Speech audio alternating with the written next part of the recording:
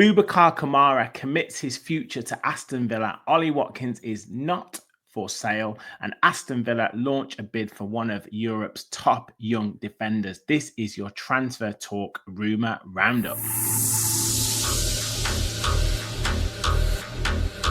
Let's go.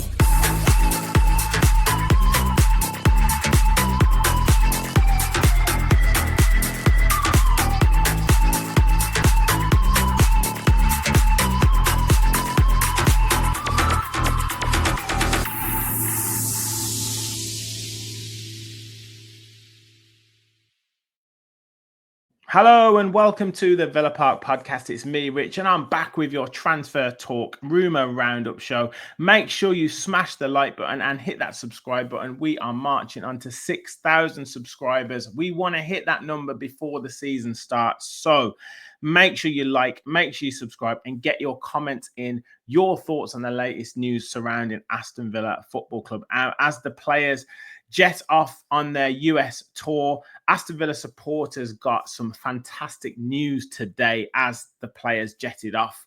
Boubacar Kamara has committed his future to Aston Villa.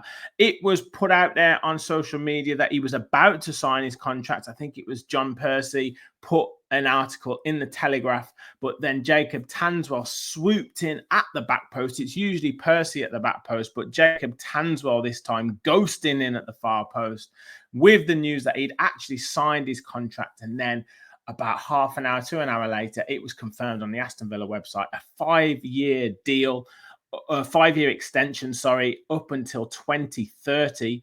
And that just gave Aston Villa supporters the best news that they could have wished for.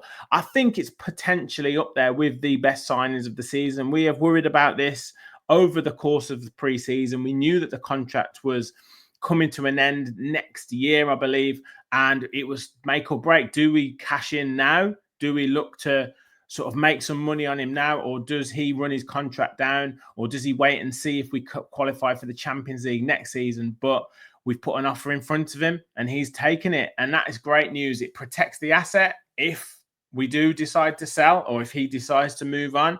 It protects that asset, but it also commits his future to Aston Villa, shows that he's happy at the club, shows that his family's happy at the club as well, and he wants to commit his future. We've got Europa League football coming up next season. We can push on this season, hopefully with a couple of new signings as well, with Boubacar Kamara, Youri Tielemans, Amadou Onana, John McGinn, Morgan Rogers, Jacob Ramsey in that midfield, and Ross Barkley as well, I forget, to push us forward, to commit and to go to secure Champions League football, hopefully for Aston Villa next season. So great news. Let me know your thoughts in the comments, because, yeah, he was known. Obviously, he ran his contract down at Marseille. We were the beneficiaries of that, signing him on a free transfer on higher wages as well, I might add. And I'm sure he's got a big pay rise on this one as well. But it's been deserved, and we're starting to potentially see him play a little bit more with a bit more freedom, move forward a little bit more into attacking positions. If you look at some of the games towards the back end of last season, the Bournemouth away game, he had a couple of really big chances. The Tottenham game, he scored a goal to seal the win for us in that game. So maybe we're going to see a bit more freedom from Boubacar Kamara, 25 years of age, going into the prime of his career, and really is an underrated midfielder. And I do think Aston Villa, when their players are fit, do have a really underrated midfield, because if you look at Youri Tielemans last season, up there with the best central midfielders in the Premier League, but didn't really get the credit he deserved. Boubacar Kamara, if he can stay fit, is definitely one of the best central midfielders in the league as well. So, look, I am really pleased. I want to see him really kick on now and show what he can do and improve on that real physicality, particularly games against the likes of Newcastle, Crystal Palace. I want to see him impose himself on those games. But fantastic news for Aston Villa supporters, fantastic news for the club, and potentially one of the most important signings of the summer. Now, a player who has been consistently linked away from Aston Villa throughout the summer, but was pictured, videoed, going onto the plane, jetting off to the US, is Ollie Watkins. And again, it's talked about Manchester United apparently holding initial talks with Aston Villa over the sale of Ollie Watkins. Villa apparently looking for £60 million, but also that statement of Ollie Watkins is not for sale. Now, you ask Newcastle fans what that phrase "not for sale" means, because Alexander Isak now is looking for a move away, potentially to Saudi, potentially to Liverpool, for around 120 million, 130 million pounds. So look, no player is not for sale. If the offer is right and it is too good to refuse, then I'm afraid every player is for sale, including someone like Morgan Rogers. If Chelsea come in with 120, 130 million bid, Aston Villa will start the engine and will drive him to Stamford Bridge themselves. Every player is for sale if the price is right. So if Manchester United stump up the money, if they stump up the wages, then Ollie Watkins will potentially go. He is not for sale.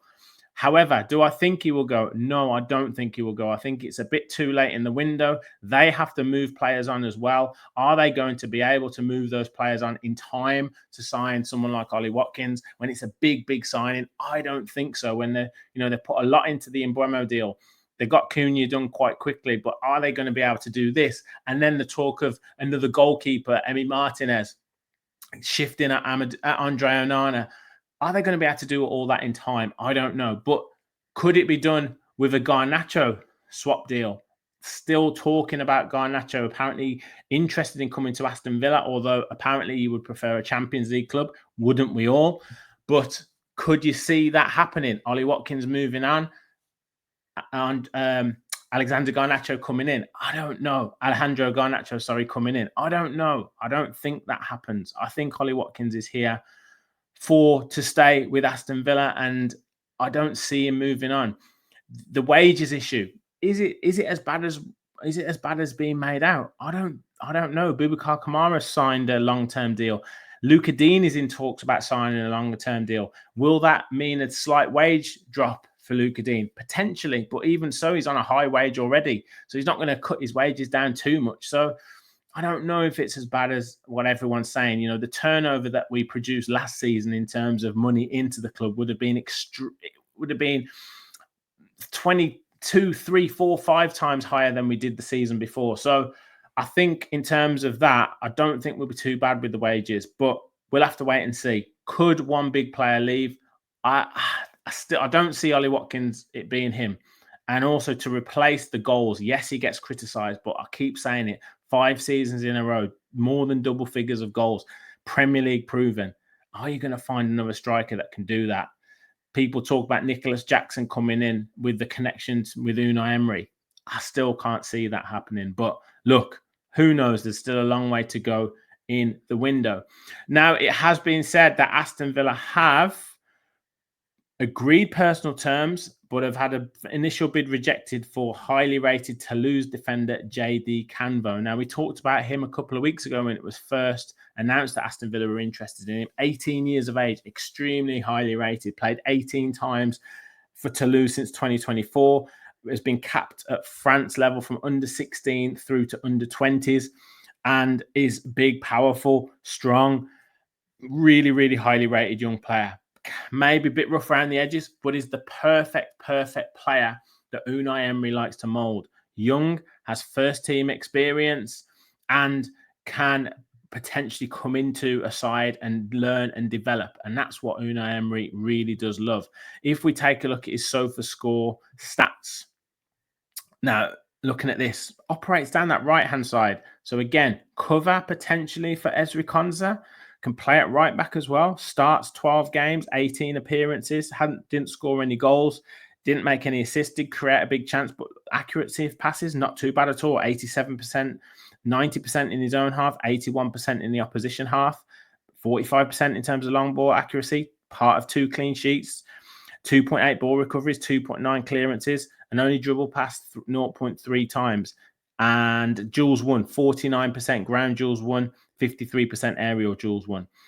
Lost possession a little bit more than maybe you'd have liked, but I think a few people have said he's probably a little bit needs to improve on his decision making a little bit, can be a little bit erratic. But look, 18 years of age, playing first team football in French League 1, he can't be bad at all. But there are a host of clubs interested in this player, so potentially Aston Villa stealing a march on the rest, wanting to get the deal done quickly. If we can agree a fee with Toulouse, then we can get this deal done, I think, and hopefully he will join us for the US tour. But it does look like younger players seem to be the way that Aston Villa are going to go. I've talked about Bilal El Khanous the other day, 21 years of age, only recently 21 years of age, available for around about 25 million euros. Again, a typical player that Unai Emery likes.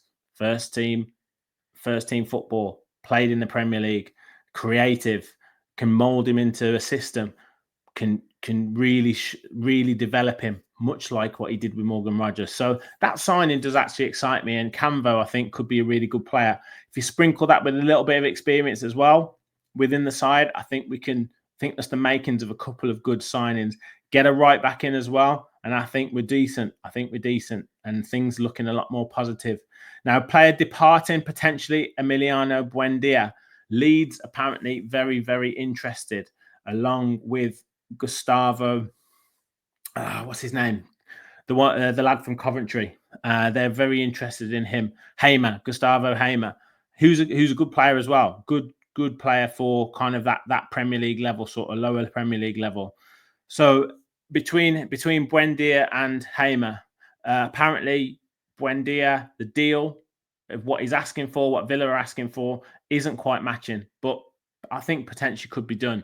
And again, good move to Leeds United for Buendia. I think that would be a great move for him, but we'll see. I think he's got on the plane to USA, so we'll see what he's like. Is he coming back fresh? Is he coming back sharp? I think he by all accounts, he did pretty well with Leverkusen.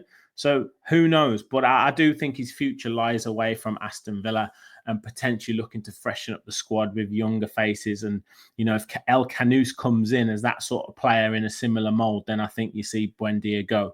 But you guys let me know your thoughts in the comments. But I think the big news, the great news, Boubacar Kamara signing that long-term deal. How important do you think that contract signing, tying him down to a long-term future, is for the club and for Kamara? Get in the comments. Ollie Watkins, can you see that move to Manchester United, or is it too late? Do you not see us being able to potentially get someone in? I mean, we need a striker to cover. We need someone to complement Ollie Watkins, let alone selling him. Then we'll need two. So I personally can't see it. Bilal Al Khanous, Jaydee Canvot, can you see those players coming in? Emiliano Buendia, can you see him moving on? Let me know your thoughts in the comments. Hit that like button, hit that subscribe button, help us continue on the road to 6,000 subscribers. We'll be back across the weekend with more transfer talk and reaction to our first friendly in the USA. So make sure you stay tuned to the channel. Thank you all for watching. And as always, remember, we all follow the Villa.